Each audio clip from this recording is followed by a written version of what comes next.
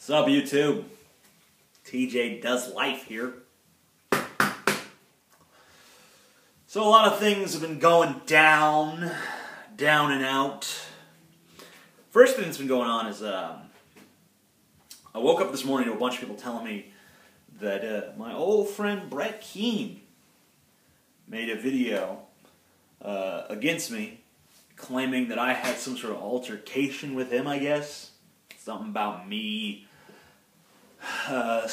being a racist towards him. I don't know. So I don't know what's going on with that, but it seems kind of strange to me, considering I haven't talked to that guy in months and don't really think about him at all.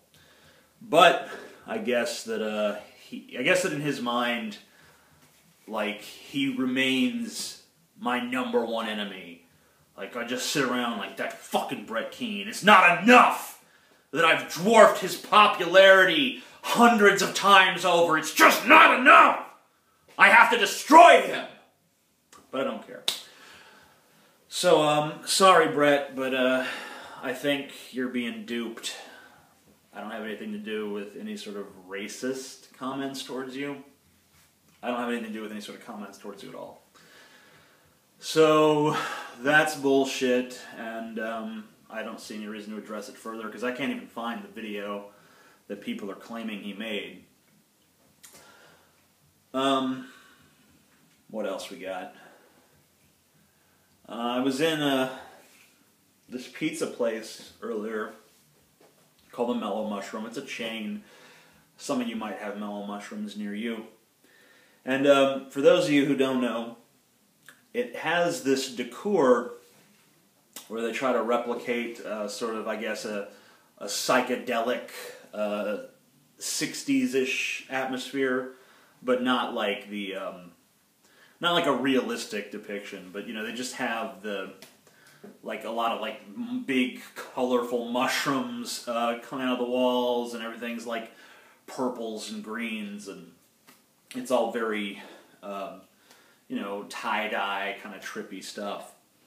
And yet they were playing like shitty fucking modern pop music in there. And I'm like, you know what, if you're going to go through all the trouble of decorating this place like this, play some fucking 60s.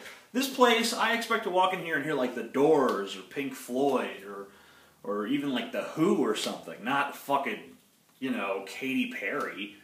You know, why would you go through all the trouble of capturing a certain aesthetic, and obviously spending a lot of money to do so, and then, you know, just shit on your aesthetic by fucking playing music that doesn't match the mood at all?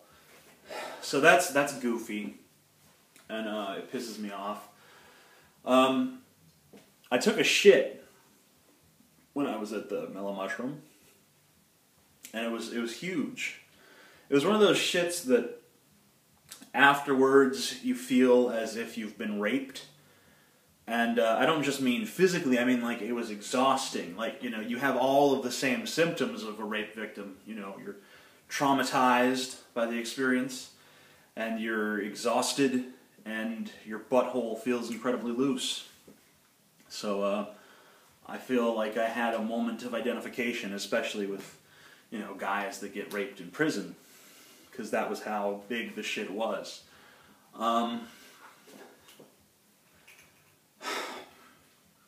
I went back to the table and I started joking that, you know, if they made a movie about that shit, it would have been Anaconda 3.